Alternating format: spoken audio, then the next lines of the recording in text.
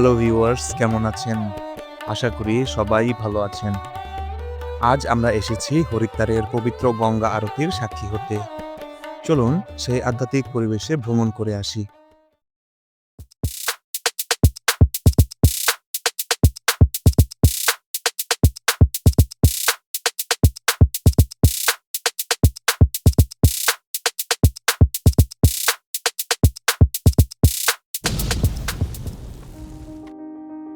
এর আগে আমার সাথে আপনারা কলকাতা, কেদারনাথ এবং নীলকণ্ঠ মহাদেব মন্দির ভ্রমণ করেছেন।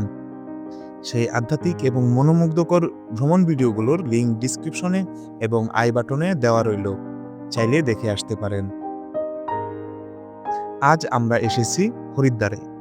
উত্তরাখণ্ডের এই প্রাচীন শহরটি হিন্দু ধর্মাবলম্বীদের জন্য একটি পবিত্র স্থান। সকালে হরিদ্বারের স্থানীয় খাবার খেয়ে আমরা সেখানকার বিভিন্ন দোকান ও আশেপাশের জায়গা ঘুরে দেখলাম।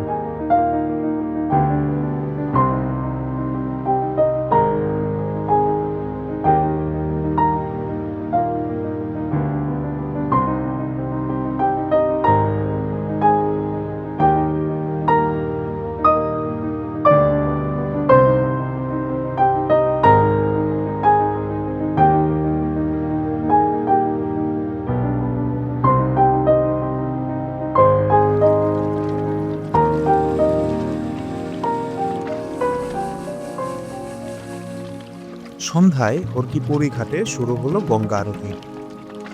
হাজারো মানুষের ভিড়, ধূপধুনুর গন্ধ, মন্ত্রের ধ্বনি এক আধ্যাত্মিক পরিবেশ তৈরি করল।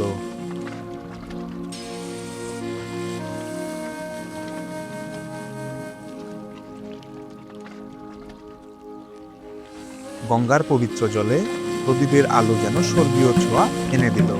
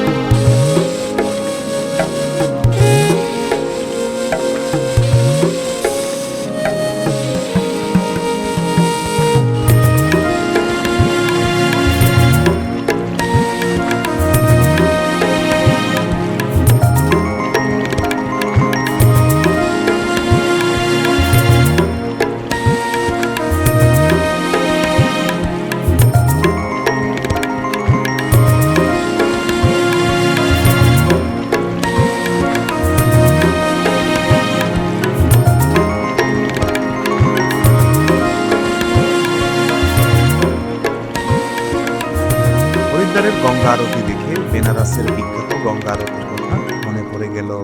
শুনেছি সেখানেও এক অন্যরকম আধ্যাত্মিক পরিবেশ তৈরি হয়।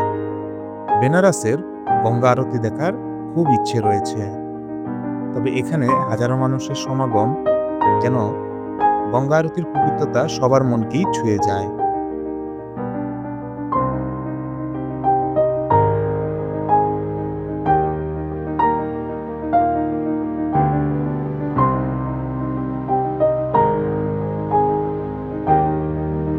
পরের দিন আমরা রাতের ট্রেনে কলকাতার উদ্দেশ্যে রওনা হই।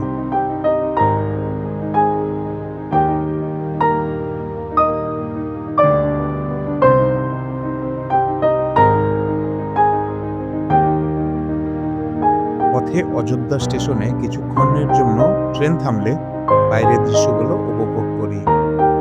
৩২ ঘন্টা দীর্ঘ যাত্রা শেষে আমরা কলকাতায় ফিরে আসি। তারপর আমরা দুর্গানগর ঘুরতে যাই। সেই ভিডিওটিও আপনারা আই বাটন এবং ডিসক্রিপশনে দেখে নিতে পাবেন। এই ছিল আমাদের ভারত ভ্রমণের শেষ পর্ব। এখানকার মানুষজনের আন্তরিকতা ও আতিথেয়তা আমাদের হৃদয় ছুঁয়ে গেছে। আপনাদের কোনো প্রশ্ন বা মতামত থাকলে অবশ্যই কমেন্ট করে জানাবেন। ভিডিওটি লাইক করবেন, বন্ধুদের সাথে শেয়ার করবেন। আর হ্যাঁ, আমাদের চ্যানেলটি সাবস্ক্রাইব করতে ভুলবেন না। খুব শীঘ্রই দেখা হবে নতুন কোনো ভ্রমণ ভিডিওতে। সে পর্যন্ত সবাই ভালো থাকবেন, সুস্থ থাকবেন। ধন্যবাদ।